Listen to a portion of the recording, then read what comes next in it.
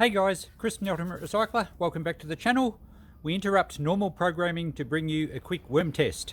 I filmed this one quite a while back and I just haven't had a chance to put it up because there's so much going on here with this epic cleanup series and the impending final day. So we'll be back to normal programming this Sunday, which is at about, what are we up to? It's Friday now. So this is a little bonus video that I did a while back just on how the worms go with a lot of homebrew beer. So enjoy, and you'll see me again on Sunday for part 24 of the Great Clean. Hey guys, Chris from the Ultimate Recycler. Welcome back to the channel where anything goes with my worm tests. And guess what? It's beer o'clock. Now, a while back I cleaned out a shed and we did a few parts on that series. And in one of the boxes, a large box, I found a whole heap of beer. It had been there for a while, and the owner tells me it was a home brew. I believe she said it was a prize medal winning home brew, but it's been in the shed for a long time and it's very dodgy. There's lots of sediment in the bottom of it. And so the dilemma when you're cleaning out somewhere like this is, what do you do when you find old beer in a shed? Now, you can't put it in the recycle bin like that, but if we empty it out, you can certainly recycle the bottles. A lot of people I know would just dump it all straight in the rubbish bin or throw it in a skip and take it to the tip. That way the glass doesn't get recycled. So the challenge here is we're going to tip all these stubbies. I didn't actually count them. There's probably a couple of dozen of them. We're going to empty the beer out in this little garden bed at the back here where there is a few worms, and we're going to check it next week and see if the worms come back, see if they're at all interested in the beer, see if it actually deters them and sends them away. But I'm pretty sure the worms and other bacteria will handle this, break it down, and there won't be any problems in your garden. So we're going to do the test and find out for sure. And once I've tipped them all out, we can then put the glass bottles in the recycle bin. Okay, so they're not light ice, they're home brew. But clearly the guy that did the home brewing enjoyed light ice, or at least one of his mates may have. So we're going to put it into this garden test bed here. Now, I've had a bit of stuff in here and it's still, there's a lot of padding from a mattress. I put a few buckets full of lettuce in here and it hasn't all gone. It did dry out a little bit a few weeks ago, but I think there's still worms here. Yes, look at that great big juicy one under there. So there's a few worms working away. They do eat this cotton padding out of mattresses. I've done tests on that before. Where it's dried out at the end, they're not in there at all. But where it's quite damp, there's one under there. So there's worms in here. Not enormous amounts, but that's probably good for a test, because we're going to basically soak all this stuff in the beer. And we'll see if A, these worms disappear, or B, they stay and more come along. Now obviously they're going to probably take off for a start because they don't drink beer as we do. In fact, I'm pretty sure we wouldn't drink this anyway. It's very dodgy looking, but I'm sure that the bacteria will come in and break down the fluids and whatever compounds are in there. I don't know if there's any alcohol left in them or not. I have done a test on red wine once before and the worms came back in, so certainly didn't harm the garden then. So all right, let's open these beers up and give the garden a drink.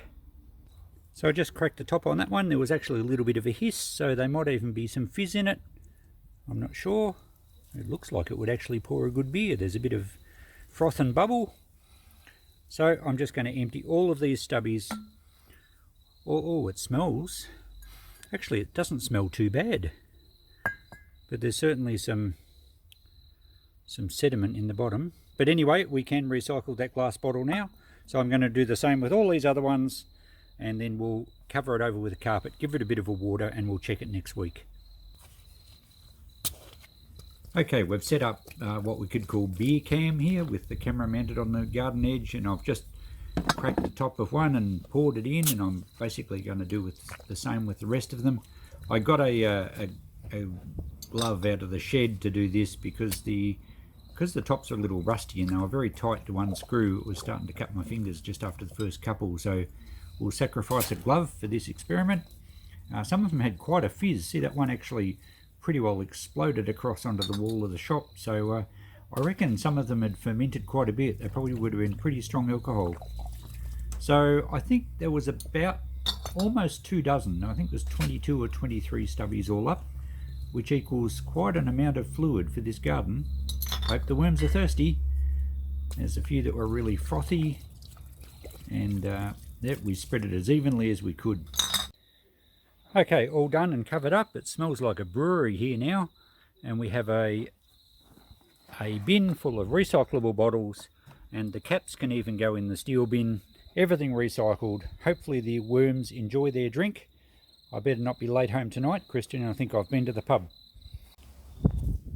Okay, it's been a week since we emptied all those stubbies into this garden. I did have a quick peek a couple of days later and I saw a worm, so that's really encouraging. I'm not sure that there's going to be lots here. I have forgotten to water it a few days, but the weather's not quite as hot now as what it was. So there's a few little creepy crawlies in here. The paddings, oh look, there we go. There's actually really healthy looking worms. There's the end of tail of one down there. Oh look, they're everywhere. So that's a lot more worms now. Geez, they're nice and stripy. I'm not sure what breeds they are. These are naturally occurring composting worms. But they're coming right in. There's certainly no issues with alcohol. I'm not sure if there was alcohol in those beers. There probably would have been. The way some of them fizzed and hissed, I reckon they would have fermented pretty well. And there's clearly no issues for the worms. There's other little bugs and slaters, and I saw springtails the other day. So I would say the garden ecosystem is flourishing. There's absolutely no dramas emptying stale beer or homebrew beer into your garden. It's a great way to dispose of it, and we got to recycle the glass bottles. We'll finish this video up now. There's no sense checking it again. There's really no evidence that we tipped beer there. It doesn't even smell like beer anymore. But the whole point is that the worms didn't really struggle with it. They haven't deserted the place and not come back. They're thicker now than they were before. So that's got to be a good sign to say that there's no problems at all tipping out beer in your garden or in your compost bin or anything like that. Great way to dispose of it. I would suggest that it probably does help the garden because it introduces a whole range of bacteria which then flows on to attracting worms, which are brilliant for the soil. So all good. That's how you dispose of old beer. Probably best to drink it before it gets old, but then again, drink in moderation. Thanks for watching, guys. We'll see you in the next video. Bye for now.